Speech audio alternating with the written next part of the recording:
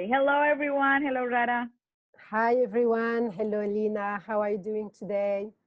All good. How are you doing? Yeah, I'm good, thank you. Okay, guys. Well, today we have another recorded episode of Lina and Rara show. Because everyone knows we are facing the lockdown right now here in Melbourne. So we are just trying to make the best out of it, trying to bring you guys some interested topics that you can learn from, hopefully. And tell us, Rara, what do we have for today? So today we're going to talk about something that I'm sure you will really enjoy. It's about the generic approach for your OSCE scenarios. So it will give you some organization, structure, how to run your OSCE day of exam, and of course when you prepare it. Yes, I think one of the questions that people ask us the most is, in which order should we ask things? Is there a particular, template that we should follow? And even though as a team, we don't recommend to memorize things, we do think it is important to have a guide in everyone's mind, just to be able to not forget things, that probably are going to be important. So as Rada said, today we are going to talk about a generic approach, like a specific order that someone should follow just to be able to remember things. Again, this is not something that you need to memorize. It's a guide.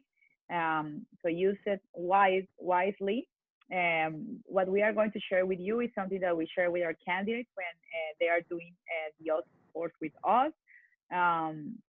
But again, this is not privileged information. Everyone has a different way to approach things, and that's okay. And this is not written in stone, but this is something that as a team, we thought is something that can help you guys. Yeah, definitely. So without further ado, let me put on the screen for everyone the generic approach that we have, and we can discuss it a little bit with Rada here. And there it is. So this is our generic approach. This is pretty much what we teach our candidates or use as a guide for our candidates here. So for this generic approach, we have basically 15 points, as you can see here on the screen. So basically, number one, Rada, is the chief complaint. I think we all agree on that, right? Yeah. So you have to take a thorough history of the patient chief complaint to know why he's coming to see you. This is, the basis, like what brings you in, why are you coming here? And then the patient will tell you why he's coming. Could be anything, checkup, pain, ulcer, anything. So we need to know why the patient is coming, and this will guide us for our diagnosis and management later. Yeah, correct. Yes, definitely. I think, and this is easily translatable to real life. Yeah. The first thing that you say to a patient in real life is, hello, my name is this and that, and what brings you here today? You need to know what's the reason for the patient being there. And I think the important thing about the chief complaint or the history of the chief complaint being first is that immediately you will get a guide on how you need to approach your OSCE. So definitely the first thing, and I think that will be common for everyone. Again, that doesn't mean that you cannot start with dental history. You can, definitely. It's not something that is going to mess with your OSCE or going to make you fail. It's not like that. But we think that this order has a little bit more sense in order for you not to get lost within your OSCE, which can easily happen, especially when you are starting practice in OSCEs. I do remember when I had my first approach with an OSCE case. For me, it was very, very weird because we don't get trained in Colombia like this. So OSCE was never part of my learning process when I was studying dentistry. And also, having said that, I studied dentistry many, many years ago. So I'm not going to share how many years ago. Yeah, no, a lot, many, many years ago. So I'm not going to share how many. Don't be hard on yourself. I'm not going to say how many years, so you cannot do any calculations. So having said that, my first OSCE approach I was all over the place, you know, not knowing how structure it. So at the beginning, it could be tricky, but I think once you get into the habit of rehearsing and rehearsing and rehearsing, not memorizing, it's just about rehearsing with different type scenarios that give you more of a warm up, you know, and you know how to approach it. Mm-hmm. Exactly. Okay. So the fact that you know the patient complaint will introduce also the OSCE in a nice manner. So then, yeah, the patient is coming, then we ask for his teeth, then we ask about the dental history. So the dental history about, for instance, when was the last time the patient saw a dentist, what for, maybe about his oral hygiene, things like that. So it will help you to know a bit more about the patient. Is he a patient, like a serious patient coming for follow-up every 6 months, or a patient that is coming just for emergencies? This will tell you also about the kind of patient you're facing, or the patient is brushing 3 times a day, or the patient that brush once a week or never. It happens. Yes, So, it does happen. It's crazy for us as dentists, but yes. So this will also give you an idea about the patient, the type of patient you're facing. Yeah. And having said that, I think probably something that we should have mentioned from the beginning is that when you are doing an OSCE, active listening is going to be something very, very important. Because let's say that you have a generic approach in mind and you have like, okay, history of chief complaint, then dental history, then the third point and the fourth and so on. But sometimes the examiner can tell you the answer for the second point right when he's telling you or she's telling you the chief complaint. So if I'm the patient, I'm saying, yes, Dr. Rada, you know, I have a pain that is pretty much when I drink something cold or hot, but I was at the dentist 6 months ago and everything was okay. So why are you going to ask again, how long were you at the dentist, just to follow a structure if the patient already answered that for you? So active listening is going to be important because that way you also can save some time. If the patient already gave you the answer for the last visit to the dentist, or if the patient mentions like, oh, and you know, I usually brush my teeth with sensitive toothpaste, but even though I still have sensitivity, you already have that information, then you save some time and you don't have to again ask the patient the same thing because you can waste time doing that. It's not also only about time, it's about you if you ask again the question, you make the patient feel that you're not listening to. Correct. Like, active listening. Yep.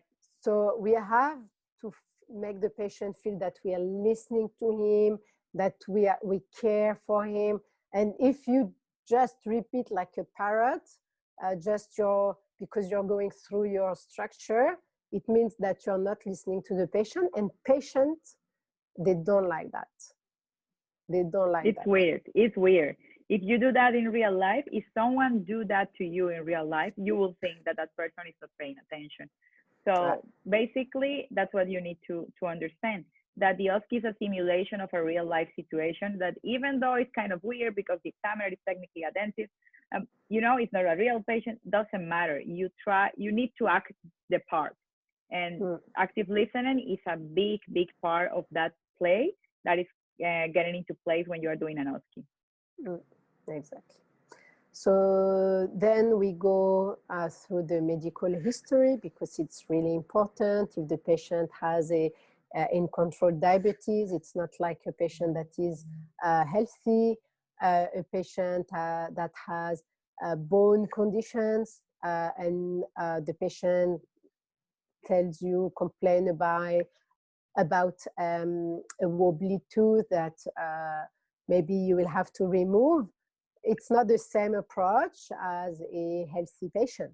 So it's really important, the medication, allergies. Maybe the patient has latex allergies, so you know that you cannot use latex gloves.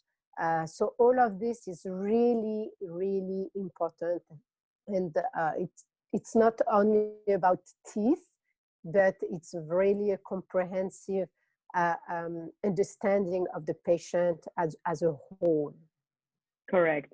Definitely. And also this, I mean, when you are talking about medical history, the things that you need to be doing in your mind is to correlate everything that we discussed, you know, regarding TG and bringing incorporated into the OSCE. For the medical history, sometimes when you are in an OSCE station, they give you a form. You have some prompts laying around. Usually it's like a laminated piece of paper that tells the medical history of the patient. So make sure that when you are entering your OSCE room during the 3-minute reading time, you are paying attention to your surroundings in case there's something there that you need to know. Yeah. And also I'd like to add before we might forget that this generic approach from 1.1 to 15, you may not need to do all these points depending on the scenario. If the scenario is giving you already the history, the dental history, the medical history, and so on, and they ask you to do the diagnosis, you're not going to, unless you see few information that are missing. Sometimes they omit to say like the patient is smoking or about his oral hygiene, the patient is coming for a periodontal problem, then you have to ask, but it's still few questions. In your mind, you have to tick, oh, I have the chief complaint, I have the medical history, I have this. Oh, I'm missing that, then I'll have to ask the patient. But then it's mainly about 0.9 to 15, for instance. If the scenario is about take the history of this patient and the information gathering and maybe the diagnosis if you can. Differential diagnosis. Or in investigation, then you're not going to talk about the treatment, the referral and all that. So just be smart. Yeah, that's a very good thing that Rada just said now, because when you see that and you are like, oh my God, I need to ask this for all six OSCE stations. No, because remember that two of each OSCE station are related to a particular cluster. So if we are talking about information gathering that usually asks for differential diagnosis, basically you will need to go from 0.1 to something around, 0.9 or 10 or whatever. So you don't have to ask and you don't have to tell about review appointments for something that you cannot diagnose right now. And also, if we are talking about the clinical treatment and evaluation, which is the last cluster, usually you get all that information already done, and you basically need to explain the patient, management and term and learn management and review appointments and whatever. So you need to strategize depending on the OSCE that you are seeing. And what Rada said is very, very important, because we want to take this generic approach and adapt it to a particular OSCE. Yeah, exactly. So then comes the social history, like smoking, drinking alcohol. What else we can think about? Yeah, mainly that. Work, work. Yes, stress-related work, stuff like that. This is a fourth point, and the fifth, social history and family history. I think they're a good example of what Rada just said to you guys. If you are talking about, let's say, a perio problem, we know that family history is something that you need to ask always. It is related to a family history, you need to ask it. But if the scenario is about irreversible pulpitis, family history has not a play on irreversible pulpitis or reversible pulpitis whatsoever. So therefore, that's something that you don't need to ask. And that's the kind of exercise that you need to be doing in your mind when you are doing this. Yeah. So you have to be, like I said, smart and like you think logically, critical thinking. Yeah. So if the patient, like after family history, we have diet. If the patient comes for, I don't know, a perio problem, diet, I feel it's not really relevant. So I'm not going to ask if he has a balanced diet. But if he comes for ulcer, definitely I will ask him about the ulcer, because it could be a result or caused by a vitamin deficiencies or stuff like that. So the vitamin deficiencies, it's about your diet.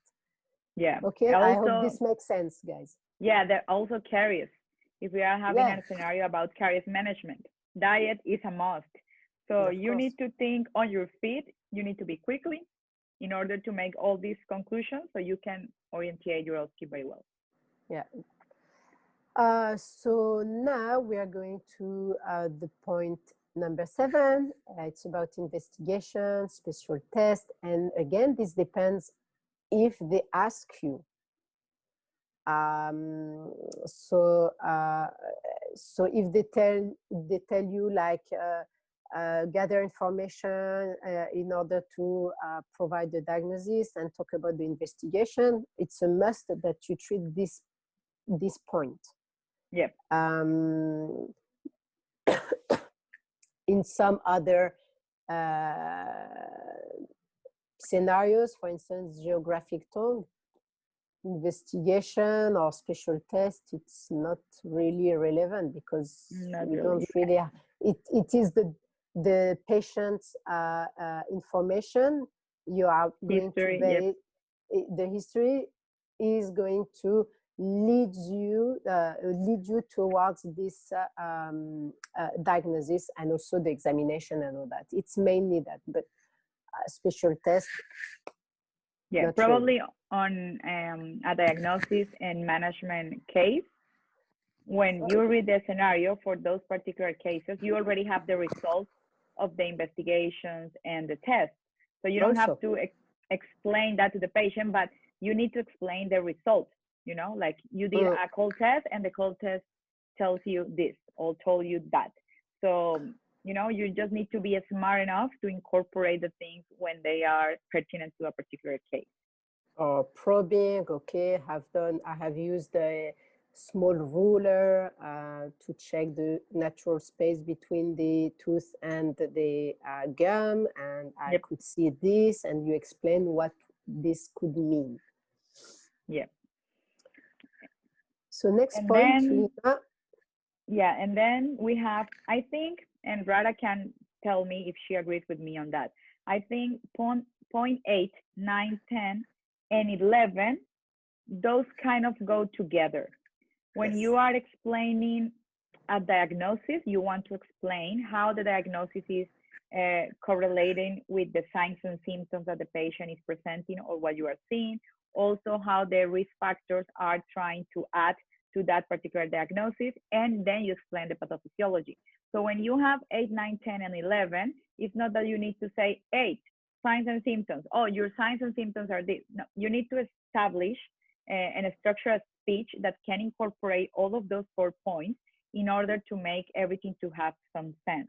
So that's the way that I remember I used to rehearse it, you know, because they are not independent. The signs and symptoms are depending on the risk factors, and also they are describing the pathophysiology or guiding the pathophysiology, and ultimately that leads you to do your diagnosis or differential diagnosis if we are talking about an information gathering case. So regarding those, I think they are very important, because that chunk of the generic approach is pretty much what gives sense to an OSCE.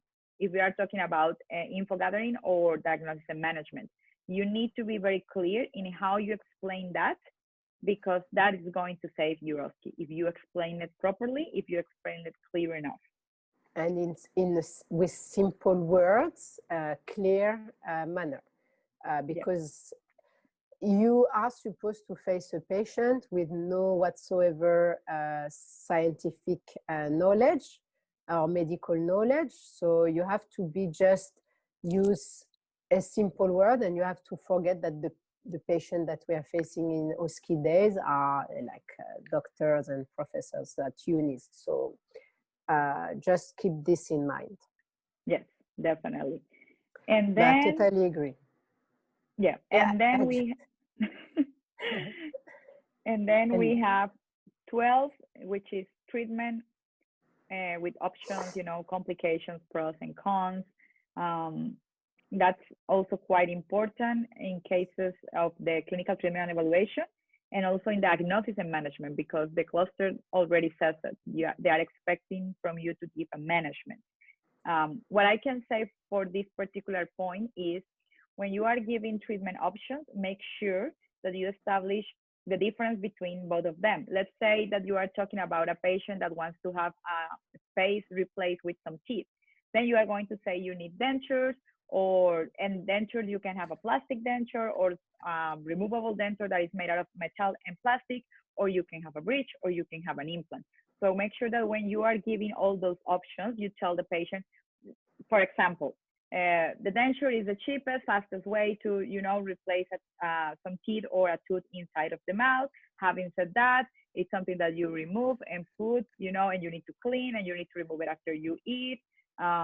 And then we have the bridge, but to do the bridge, we need to touch the adjacent teeth. So make sure that when you are telling those things, you are highlighting for the patient which are the difference between the options with the pros and the cons. I think that's important. Yeah.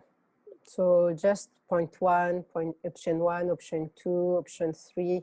And also don't forget that you have to say what would happen if we don't treat. If we do nothing. I never said in my OSCEs, I don't know you, Lina, but I never said option 1, we do nothing.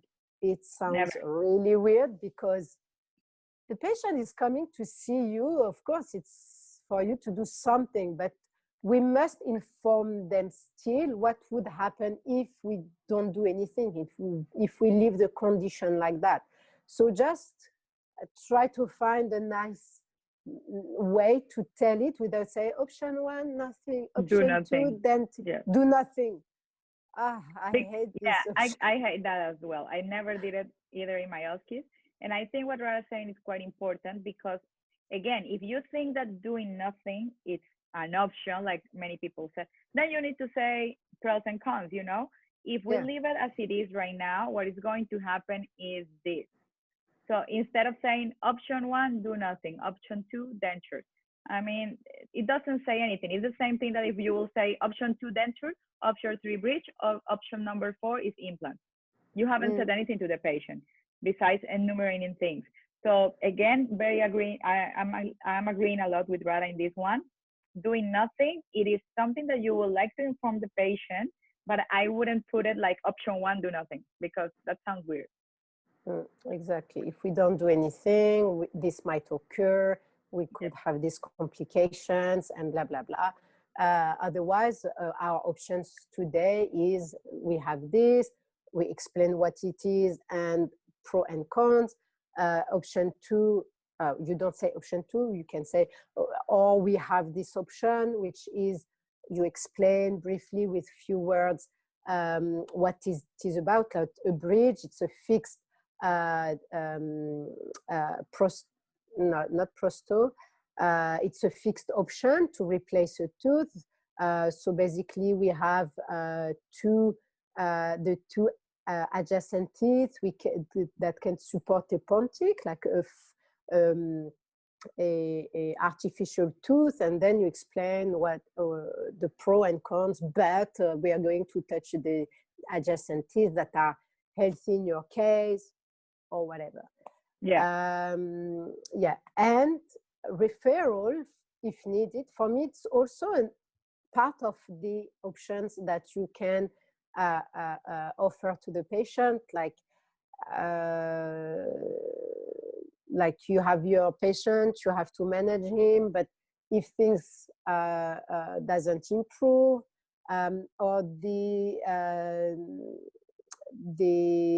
or it's too tricky for you, it's out of your scope of practice, we have this option, like if we don't do anything, then we could have this and this, then we have these options, but at the end we can also refer you, like for a child, I can do this, I feel comfortable to treat your child, but also if you prefer, we could also refer you to a specialist, and so on, and you explain why, and I think The referral option, sometimes I remember that I used to rehearse, like, if we exhaust every single thing that we need to do and still the patient is not responding, you need to inform that to the patient. For example, in the geographic zone case, when you reassure the patient and tell the patient that this is a benign condition, that usually is something that the patient needs to learn how to manage,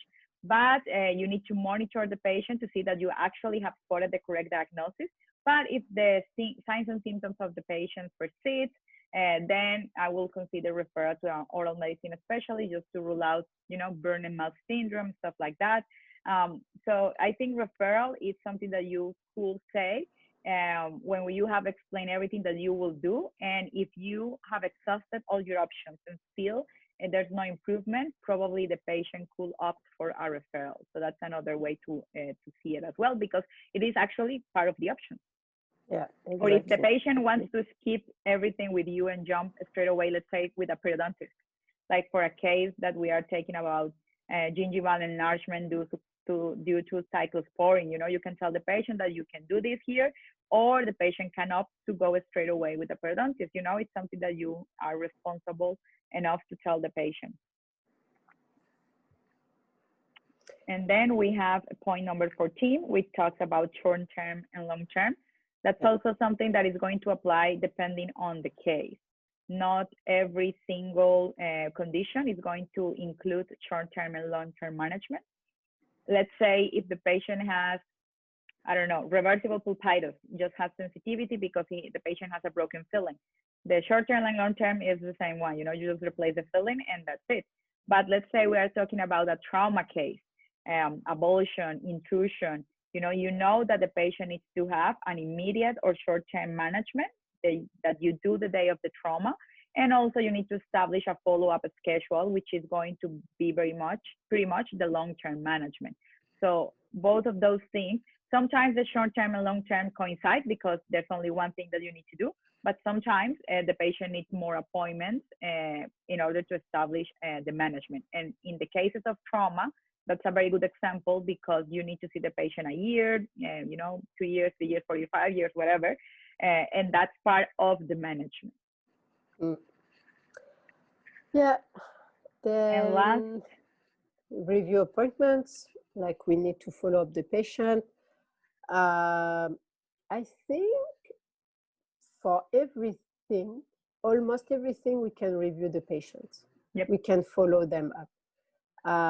So for a trauma, we see the patient, we give a schedule, kind of, 1 week, 2 weeks, 1 month, 3 months, 6 months, yep. Whatever. Perio every 3 months until it stabilizes, and then we see you every 6. Then if everything is perfect, we see you every year. Ideally it's every 6 months. Caries, we review you if it's high risk every 3 months, then stabilize, then 6 months, then every year. So a patient extraction, we're going to review you to check on the healing after a few days, everything. I mean, yep. Yeah, review is something that you will always like to do. Yeah. Regardless of the patient, definitely. Obviously, in some cases, the review appointments are more relevant than in others. But Yes. I mean, I think we always tell our candidates, like, if you have the time, always suggest review appointments, because we know that sometimes during the 10 minutes period frame, sometimes there's things that you are not able to tell, like, I would like to see you in 6 months. Yeah, that's okay. It's not going to be make you fail, but if you always have the time, just give the patient the suggestion to come back, to review things, and to monitor them over time. That's important. It's a plus. It gives you marks. It is a plus. It will differentiate you between a good candidate and a very good candidate. So, and also patients, especially in Australia, they like to be followed up. They like to know that you're behind them and you're concerned. You're not going to leave them in the wild or in the in the desert, or okay, I did what I have to do, and then ciao, I don't need to see you anymore. So they like to be reassured, like not like children, but you know you know what I mean. It's part of the culture, and Rada is right with that. That's when you see some practices they have in place this system where they, you know, give the patient what they call TLCs, tender loving calls, just to see how the patients are and stuff like that. So it's part of the culture, and ultimately what you are trying to do with this exam is to tell the examiner that you are ready to be a dentist in this culture, and that's what you need to aim for, definitely. Yes, here we are. We finished. Okay, hope so it was very helpful. Yeah, that's the generic approach, as we thought it was going to be helpful. Hopefully the information helps you. Again, it's not something that you need to follow by heart, but if you have some type of guidance in your mind, probably you are less prone to forget things that will be relevant in a particular OSCE. Again, if you have any questions, drop them in the comment box when you are seeing this episode that is recorded. Again, if we are playing the episode that is recorded, Rada and I will try to be live watching somehow the episode with you guys, trying to answer the questions at the end of the session. And that's pretty much it for today, right, Rada? Anything else? Yeah, just show us your love, show us that you're with us. Thumbs up, heart, care. We are on lockdown. Yes, definitely. And yeah, thanks guys for watching and being with us. We see you soon. Bye-bye. Bye.